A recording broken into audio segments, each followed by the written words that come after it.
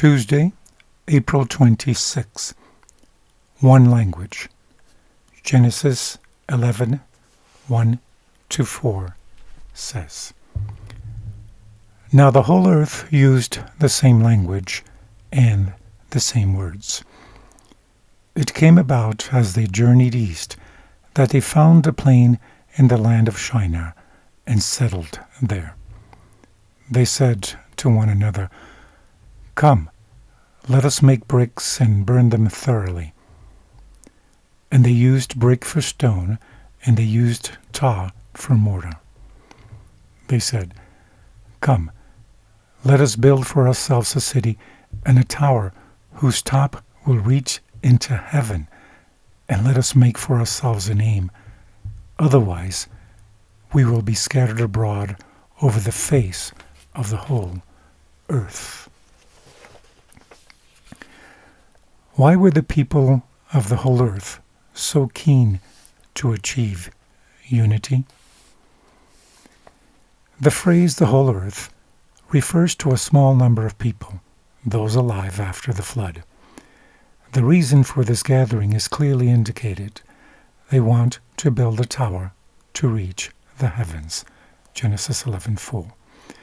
In fact, their real intention is to take the place of God Himself, the Creator. Significantly, the description of the people's intentions and actions echo God's intentions and actions in the creation account. They said, Genesis 11:3-4, compare with Genesis 1:6, 9:14, etc. Let us make, Genesis 11:3-4, compare with Genesis 1:26. Their intention is explicitly stated. Let us make a name for ourselves, Genesis 11:4, an expression that is exclusively used for God, Isaiah 63:12-14. In short, the builders of Babel entertained the misplaced ambition to replace God, the Creator. We know who inspired that, don't we? See Isaiah 14:14. The memory of the flood surely must have played a role in their project. They built a high tower in order to survive another flood. Were another to come, despite God's promise. The memory of the flood has been preserved in Babylonian tradition, albeit distorted, in connection with the construction of the city of Babylon. This upward effort to reach heaven and usurp God will indeed characterize the spirit of Babylon. This is why the story of the Tower of Babel is such an important motif in the book of Daniel as well. The reference to Shinar, which introduces the story of the Tower of Babel, Genesis 11:2, reappears at the beginning of the book of Daniel in order to designate the place where Nebuchadnezzar has brought the articles of the Temple of Jerusalem, Daniel 1:2. Among many other passages of the book, the episode of Nebuchadnezzar's erecting the golden statue, probably in the same place, in the same plane, is the most illustrative of this frame of mind. In his visions of the end, Daniel sees the same scenario of the nations of the earth gathering together to achieve unity against God. Daniel 2:43, Daniel 11:43-45, compared with Revelation 16:14-16. Though this attempt fails here, as it did at Babel as well. A famous secular French writer in the past century said, "The great purpose of humanity was to try to be God."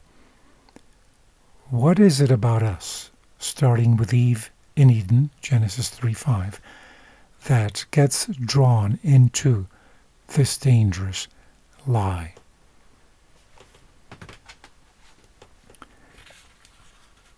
From the book SDA Bible Commentary, Volume 1, pages 1091 to 1092, Ellen G. White comments. It says, "No sooner was the earth repeopled than men resumed their hostility to God and heaven. They transmitted their enmity to their posterity, as though the art and device of misleading men and causing them to continue the unnatural warfare was a sacred legacy. This confederacy was born of rebellion against God. The dwellers on the plain of Shinar established their kingdom for self-exaltation, not for the glory of God.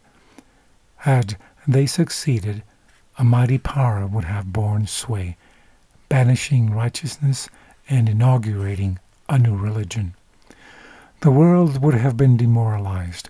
The mixture of religious ideas with erroneous theories would have resulted in closing the door to peace, happiness, and security. These suppositions, erroneous theories, carried out and perfected, would have directed minds from allegiance to the divine statutes, and the law of Jehovah would have been ignored and forgotten. Determined men, inspired and urged by the first great rebel, would have resisted any interference with their plans or their evil course.